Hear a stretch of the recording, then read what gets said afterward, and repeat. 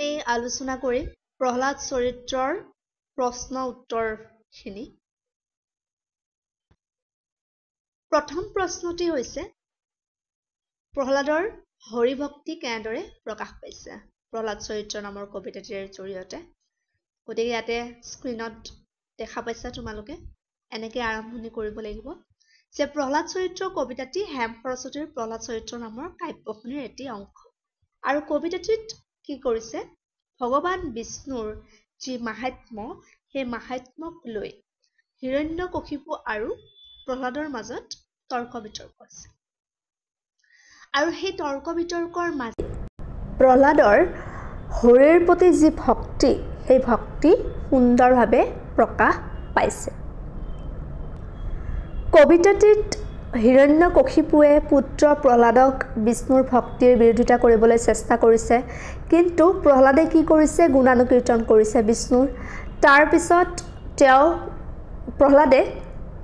হিৰণ্যকশিপুক বুজাবলৈ চেষ্টা কৰিছে যে বিষ্ণুৱে সকলো জগতৰ সকলো গোটেই জগতখনৰ এই পিতৃ মাতৃ বিষ্ণু জল থল গিৰি বন সকলোতে নিহিত হৈ আছে। প্ৰহ্লাদে যেতিয়া তেনেদৰে বৰ্ণনা কৰোঁতে হিৰণ্যকশিপুৰ খং উঠিল। তেওঁ প্ৰহ্লাদক ওলোটাই প্ৰশ্ন কৰিলে, যদি বিষ্ণু সকলোতে আছে তেনেহ'লে জগতত সকলোৰে জীৱন কিয় বেলেগ বেলেগ? কিয় কোনোবা দুখী, কোনোবা সুখী, কোনোবা ধনী, কোনো দুখীয়া, কোনো উচ্চ আৰু কোনো নিচ? তেতিয়া প্ৰহ্লাদে আকৌ পিতৃ হিৰণ্যকশিপুক বুজাবলৈ চেষ্টা কৰিছে যে কৰ্মফলৰ বাবে মানুহৰ কি হয় এইবোৰ ভুগিব লগা হয় মানুহে। কিন্তু হিৰণ্যকশিপুৱে এইবোৰ মানি নলয়। আৰু মানি নলোৱাৰ ফলত প্ৰহ্লাদে কৈছে যে আপোনাৰ জ্ঞানৰ অভাৱ, আৰু সেই জ্ঞানৰ অভাৱৰ বাবেই যিটো সঁচা ঘটনা সেইটো আপুনি বুজি পোৱা নাই। আমি য'ত আছোঁ এতিয়া তাৰে সন্মুখত যিটো স্ফটিক আছে, মূৰ্তি আছে, সেই মূৰ্তিৰ মাজতো বিষ্ণু বিদ্যমান হৈ আছে বুলি প্ৰহ্লাদে হিৰণ্যকশিপুক বুজাইছে। আৰু এনেদৰেই প্ৰহ্লাদৰ যি বৰ্ণনা সেই বৰ্ণনাৰ মাজেৰে আমি প্ৰহ্লাদৰ বিষ্ণুৰ প্ৰতি যি ভক্তি সেই ভক্তি গভীৰতা উপলব্ধি কৰোঁ। নেক্সট কুৱেশ্যন, হিৰণ্যকশিপু কেনেদৰে নিধন হ'ল? লিখা আৰম্ভণি কৰিব লাগিব। প্ৰহ্লাদ চৰিত্ৰ কবিতাটি হেম সৰস্বতীৰ প্ৰহ্লাদ চৰিত্ৰ নামৰ কাব্যখনিৰ এটি অংশ। কবিতাটিত বিষ্ণুৰ মাহাত্ম্যক লৈ হিৰণ্যকশিপু আৰু প্ৰহ্লাদৰ মাজত কি হৈছে তৰ্ক বিতৰ্ক হৈছে। হিৰণ্যকশিপুৱে প্ৰহ্লাদৰ যি বিষ্ণু ভক্তি সেই বিষ্ণু ভক্তিৰ বিৰোধিতা কৰিছে, প্ৰহ্লাদক বিষ্ণুৰ প্ৰতি ভক্তি নকৰিবলৈ হেঁচা প্ৰয়োগ কৰিছে। প্ৰহ্লাদে আকৌ পিতৃক বিষ্ণুৰ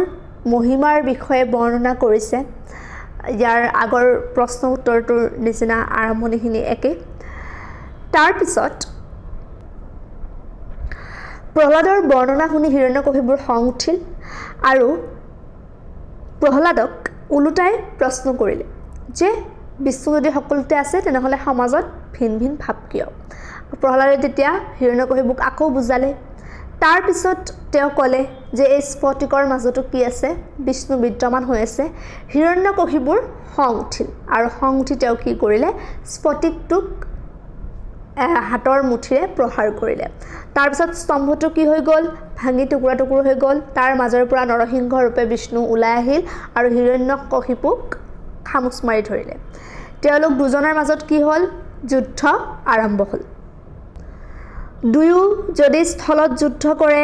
মাটি কি হৈ যায় গাঢ় হৈ যায়, পানীত যুদ্ধ কৰিলে পানী শুকাই যায়, পাহাৰত যুদ্ধ কৰিলে পাহাৰ জৰ জৰকৈ খহি পৰে। এইবোৰ দেখি দেৱতা অসুৰ সকলোৰে ভয় লাগিছিল।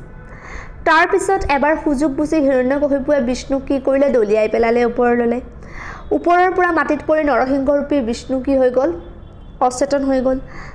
যেতিয়া বিষ্ণুৰ এনেকুৱা অৱস্থা হ'ল তেতিয়া অসুৰবোৰে খুব আনন্দ পালে আৰু হিৰণ্যকশিপুৰ প্ৰশংসা কৰিলে আৰু তেওঁক জনালে যে সোনকালে নৰসিংহক বধ কৰক, কাৰণ নৰসিংহৰ হাততে আপোনাৰ কি হ'ব মৃত্যু হ'ব বুলি কি হৈছিলে দেৱতাৰ বাণী হৈছিল বা দেৱতাই তেনেকুৱা এটা বৰদান দিছিলে। তাৰপিছত হিৰণ্যকশিপুৱে খঙত ধৰ ধৰ মাৰ মাৰকৈ নৰসিংহক বধিবলৈ অসুৰৰ সৈতে হিৰণ্যকশিপুৱে নৰসিংহক বধিবলৈ অসুৰৰ সৈতে লগ লাগি খেদি গ'ল আৰু খেদি যাওঁতে ইতিমধ্যে কি হৈছে বিষ্ণুৱে সাৰ পাইছে অচেতন অৱস্থাৰ পৰা সাৰ পাইছে আৰু সেইখিনি সময়ত সন্ধিয়া হৈ আহিছিল যিহেতু নৰসিংহই জানিছিল যে হিৰণ্যকশিপুৰ বধ দিনত বা ৰাতি সম্ভৱ নহয় কাৰণ তেওঁ তেনেকুৱা এটা বৰ লাভ কৰিছিল দেৱতাৰ পৰা যে তেওঁৰ কোনো মানুহ কোনো জীৱ জন্তুৱে বধ কৰিব নোৱাৰে তেওঁক দিনত বা ৰাতি বধ কৰিব নোৱাৰে তেওঁক মাটিত বধ কৰিব নোৱাৰে এনেকুৱাতে বৰদান লাভ কৰিছিল সেইকাৰণে নৰসিংহই কি কৰিলে সেই সময় সুযোগ মিলাই সন্ধিয়া সময়টোক তেওঁক চুচৰাই আনিলে সন্ধিয়া সময়খিনিত আৰু আনি কি কৰিলে উৰুত বহাই ল'লে যিহেতু তেওঁ বৰদান পাইছিলে মাটিত তেওঁক বধ কৰিব নোৱাৰি গতিকে উৰুত বহাই ল'লে বহাই লৈ অস্ত্ৰ শস্ত্ৰ ব্যৱহাৰ কৰা নাই ডাইৰেক্ট নখেৰে তেওঁৰ বুকুখন ফালিটি তেওঁক বধ কৰিছে আৰু এনেদৰে হিৰণ্যকশিপুৰ নৰসিংহৰ হাতত বধ হয় নেক্সট প্ৰশ্ন প্ৰসংগ সংগতি দৰ্শাই ব্যাখ্যা কৰা মাধৱদেৱে পিতা মাতা মাধৱদেৱে প্ৰাণ মাধৱত পৰে কোন বন্ধু আছে আন এইটো টাইপিং কৰোঁতে অলপমান মিষ্টেক হৈছে হা মাধৱদেৱে নহয় মাধৱেছে সৰি দেই এইটো টাইপিঙত অলপমান ভুল হৈছে এই দুটাই তোমালোকে কিতাপত চাই শুদ্ধ কৰি ল'বা মই এটা স্ক্ৰীনত লিখি দিব চেষ্টা কৰিছোঁ বেছে মাধৱেছে দুটাতে তেনেকুৱা হ'ব ঠিক আছে দেৱেৰ জাগাত বেছে হ'ব মাধৱেছে পিতা মাতা মাধৱেছে প্ৰাণ এইটো টাইপিঙত অলপমান ভুল হৈছে উদ্ধৃত কবিতা ফাঁকি আমাৰ পাঠ্যপুথি অসমীয়া উচ্চতৰ সাহিত্য সংকলনৰ অন্তৰ্গত হেম সৰস্বতী প্ৰহ্লাদ চৰিত্ৰ শীৰ্ষক কবিতাটিৰ পৰা তুলি দিয়া হৈছে প্ৰসংগ সংগতি দৰ্শাই পৰীক্ষা কৰা তোমালোকে আগতেও পাই আহিছা ক্লাছ 9-10ত কেনেকৈ লিখিব লাগে প্ৰত্যেকে জানাই গতিকে যেতিয়া প্ৰসংগ সংগতি দৰ্শাই ব্যাখ্যা কৰা বুলি কয় তেতিয়া আমি উত্তৰটো এনেদৰে আৰম্ভ কৰিব লাগে তাৰপিছত সেকেন্ড পেৰাটোত আছে কবিতা ফাঁকিৰ জৰিয়তে কি প্ৰকাশ কৰা হৈছে প্ৰহ্লাদৰ বিষ্ণু ভক্তি এতিয়া এই কবিতা ফাঁকিটো ব্যাখ্যা কৰিব লাগিব প্ৰহ্লাদৰ পিতৃ হিৰণ্যকশিপু আছিল অতি হৰি বা বিষ্ণু বিৰোধী তাৰমানে তেওঁ পুত্ৰ প্ৰহ্লাদক বিষ্ণু ভক্তি নকৰিবলৈ বুজনি দিছিল কিন্তু প্ৰহ্লাদ আছিল বিষ্ণুৰ একান্ত ভক্ত গতিকে বিষ্ণু অবিহনে প্ৰহ্লাদে একো ভাবিব নোৱাৰে সেয়ে পিতৃ হিৰণ্যকশিপুক প্ৰহ্লাদে বুজাব খুজিছিল যে মাধৱ বা বিষ্ণুৱে পিতা মাতা কৈছে নহয় কবিতা ফাঁকিত যে মাধৱেছে পিতা মাতা মাধৱেছে প্ৰাণ গতিকে বুজাইছে তেওঁৰ পিতৃক যে বিষ্ণুৱে মাতা পিতা বিষ্ণুৱে প্ৰাণ সমান গতিকে মাধৱৰ বাহিৰে বিষ্ণুৰ বাহিৰে আন কোনো আপোন বন্ধু নাই আৰু এইখিনিয়ে কবিতা ফাঁকিৰ জৰিয়তে প্ৰহ্লাদে বুজাব বিচাৰিছে ঠিক আছে নেক্সট ব্যাখ্যাটো হৈছে লবংগ মালতী সুগন্ধিত পুষ্প জুত এইটো জুত হ'ব এইটো টাইপিং ভুল হৈছে জুত হা যুক্ত নহয় হৰিৰ শিৰত বৃষ্টি কৰে অসংখ্যাত গতিকে ষ্টাৰ্টিংটো সেম যে উদ্ধৃত কবিতা ফাঁকি আমাৰ পাঠ্যপুথি অসমীয়া উচ্চতৰ সাহিত্য সংকলনৰ অন্তৰ্গত হেম সৰস্বতী ৰচিত প্ৰহ্লাদ চৰিত্ৰ শীৰ্ষক কবিতাটিৰ পৰা তুলি দিয়া হৈছে আৰু কবিতা ফাঁকিৰ জৰিয়তে বিষ্ণুৰ মূৰত পুষ্পবৃষ্টি হোৱাৰ কথা প্ৰকাশ কৰিছে কৈছে নহয় হৰিৰ শিৰত বৃষ্টি কৰে অসংখ্যাত পুষ্পবৃষ্টি এতিয়া কথাখিনি ব্যাখ্যা কৰিব লাগিব যে হিৰণ্যকশিপু আছিল বিষ্ণু বিদেশী তাকে লৈ পুত্ৰ প্ৰহ্লাদৰ লগত হিৰণ্যকশিপুৰ যুক্তিতৰ্ক চলিছিল সন্মুখৰ স্ফটিক স্তম্ভটোতো হৰি বিদ্যমান বুলি প্ৰহ্লাদে যেতিয়া ক'লে তেতিয়া হিৰণ্যকশিপুৱে সেই স্তম্ভটোত কি কৰিলে প্ৰহাৰ কৰিলে আৰু সেই স্তম্ভৰ পৰা নৰসিংহৰূপী বিষ্ণুৰ আবিৰ্ভাৱ হৈছিল আৰু প্ৰচণ্ড যুদ্ধ হয় নৰসিংহৰূপী বিষ্ণুৰ হাতত কি হয় হিৰণ্যকশিপুৰ বধ হয় হিৰণ্যকশিপু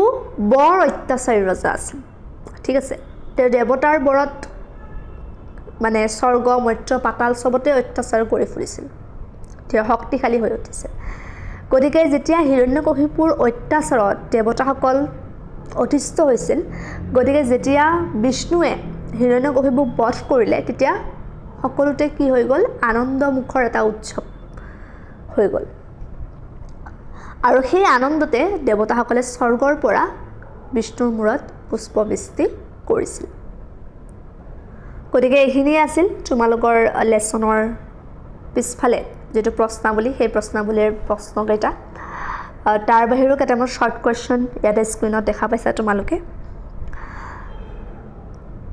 প্ৰথম প্ৰশ্নটো হৈছে প্ৰহ্লাদ চৰিত্ৰ কাব্যাংশৰ ৰচক কোন জানা হেম সৰস্বতী কোন যুগৰ কবি প্ৰাক-শংকৰী যুগৰ কবি হেম সৰস্বতীৰ ৰচিত কাব্য দুখনৰ নাম লিখা প্ৰহ্লাদ চৰিত্ৰ হৰগৌৰী সংবাদ কেতিয়াবা কাব্য দুখনৰ নাম উঠাই দিব পাৰে যে প্ৰহ্লাদ চৰিত্ৰ কাব্যখন কাৰ ৰচনা বা হৰগৌৰী সংবাদ কাব্যখন কাৰ ৰচনা গতিকে এইখিনি মনত ৰাখিলে হ'ল তাৰ পিছত হেম সৰস্বতীৰ পিতৃৰ নাম কি আছিল ৰুদ্ৰ সৰস্বতী হেম সৰস্বতীয়ে কোন ৰজাৰ পৃষ্ঠপোষকতা লাভ কৰিছিল কমতা ৰজাৰ দুৰ্লভ নাৰায়ণৰ প্ৰহ্লাদৰ পিতৃৰ নাম কি আছিল হিৰণ্যকশিপু হেম সৰস্বতীয়ে কোনখন গ্ৰন্থৰ আধাৰত প্ৰহ্লাদ চৰিত্ৰ ৰচনা কৰিছিল বামন পুৰাণ গতিকে আজি এইখিনি আছিল আলোচনা এইখিনিৰ প্ৰশ্নৰ বাহিৰেও আৰু প্ৰশ্ন হ'ব পাৰে বেলেগ বেলেগ ধৰণৰ কিন্তু এইখিনি যদি তোমালোকে ভালকে পঢ়া ইয়াৰ মাজৰ পৰাই বেলেগ বেলেগ প্ৰশ্নবিলাকৰ উত্তৰ উলিয়াব পাৰিবা প্ৰত্যেকটো লেসনৰ আলোচনাৰ শেষত বা প্ৰশ্ন উত্তৰ যেতিয়া আমাৰ আলোচনা কৰা শেষ হ'ব তাৰ পিছত আমি এক্সাম ৰিলেটেড কোৱেশ্চনৰ লগত কেনেকুৱা ধৰণৰ কোৱেশ্চন আহিব পাৰে এনেকুৱা আলোচনা যেতিয়া কৰিম তেতিয়া আমি আৰু বেলেগ বেলেগ প্ৰশ্নৰ বিলাকৰো আলোচনা কৰিম প্ৰতিটো লেসনৰে গতিকে আৰু হেম সৰস্বতীৰ যেটো সমুটুকা দিয়া আছে তোমালোকৰ পাত্ৰৰ পিছফালে হেতু চাব পৰা কেতিয়াবা হেম সৰস্বতীৰো সমুটুকা আহে তেনেদৰে চালে হৈ যাব যি হওক আমি আকৌ এনেকুৱা ভিডিঅ' বনাবলৈ চেষ্টা কৰিম আৰু কি কোৱেশ্চন আহিব পাৰে এক্সামত তেনেকুৱা আজিলৈ ইমানে থ্যাংক ইউ